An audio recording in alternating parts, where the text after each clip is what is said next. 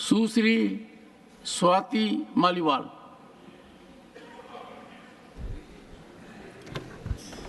Thank you, Chairman, sir, for giving me an opportunity to speak on such an important issue. Sir, पिछले 7 दिनों में दिल्ली देश की राजधानी में यूपीएससी की तैयारी करते हुए कई छात्रों की मौत हुई है। 4 छात्रों की मौत हुई है और मैं ये मानती हूँ कि ये मौत नहीं है, हत्या है। सर, हमने देखा किस तरीके से पटेल नगर में एक छात्र, नीलेश राय नाम उसका था, वो लड़का अपने घर के बाहर खड़ा था और वहाँ पर पानी भर गया और इस कारण से जैसे ही उसने गेट पकड़ने की कोशिश करी, उसका करंट लग के उसी वक्त मौत हो गई। 2 दिन पहले राजेंद्र नगर में बुरी तरीके से 3 बच्चे डूब के मर गए।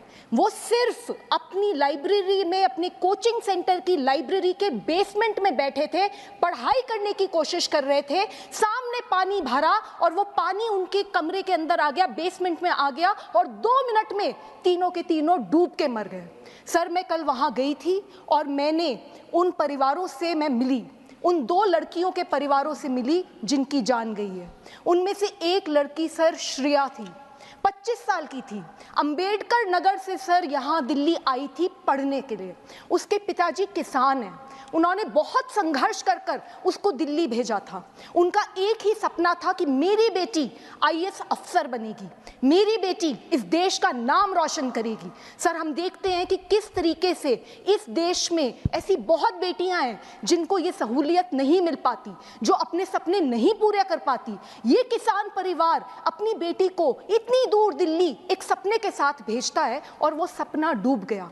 इसी तरीके से तान्या जो 21 साल की थी, नवीन भी जो केरला से था, तान्या सिकंदराबाद से थी, सर दोनों के दोनों डूब गए। कौन जिम्मेदार है? सर, आज दिल्ली देश की राजधानी में पूरे देश से, अलग अलग कोनों से गरीब परिवारों से सर लोग आते हैं, बच्चे आते हैं यहाँ पर आईएएस ऑफिसर बनने का सपना देखकर।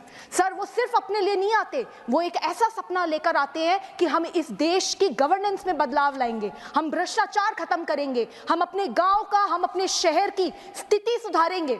और सर, इन बच्चों के साथ ऐसा होता है, किसी की कोई जवाबदेही नहीं है। सर, हम ये देखते हैं, मैंने कल जाके देखा राजेंद्र नगर में हर दूसरे घर में इस तरीके का सेंटर खुला हुआ है, इलीगल सेंटर्स खुले हुए हैं।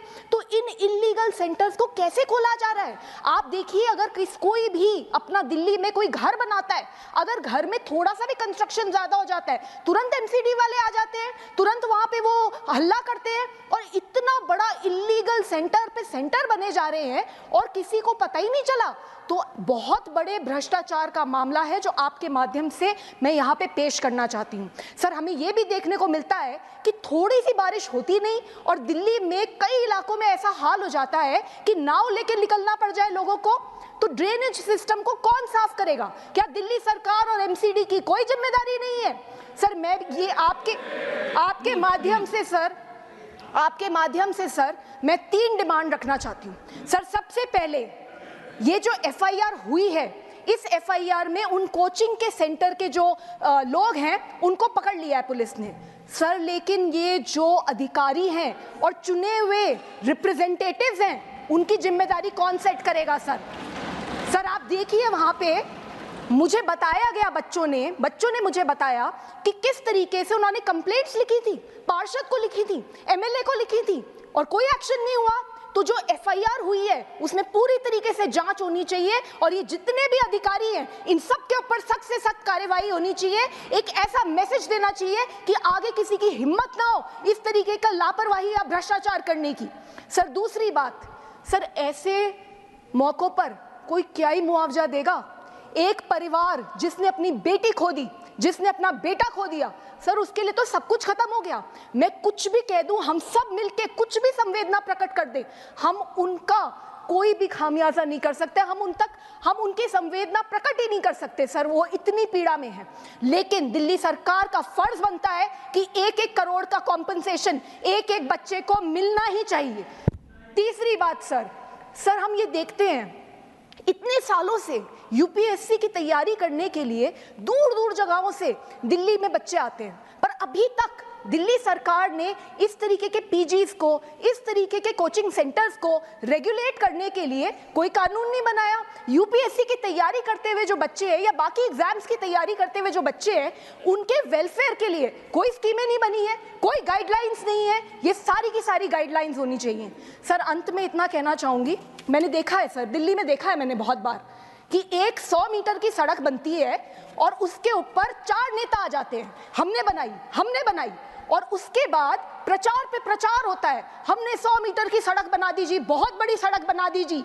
और इतना भी देखती हूँ कि जब वहां बोर्ड लगता है ना कि किसने सड़क बनाई, उस पर भी लड़ाई हो रही होती है कि नहीं यहाँ पे मेरा नाम लगेगा।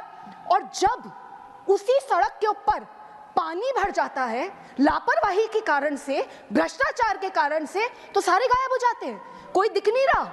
मैं कल वहां गई, मुझे बड़ी पीड़ा है इस बात की कि अभी तक दिल्ली सरकार का कोई भी मंत्री, दिल्ली सरकार का एमसीडी का कोई भी इलेक्टेड रिप्रेजेंटेटिव, कोई भी ऑफिसर इन परिवारों से नहीं मिला है। सर, आपसे यही रिक्वेस्ट है, sir please give justice sir.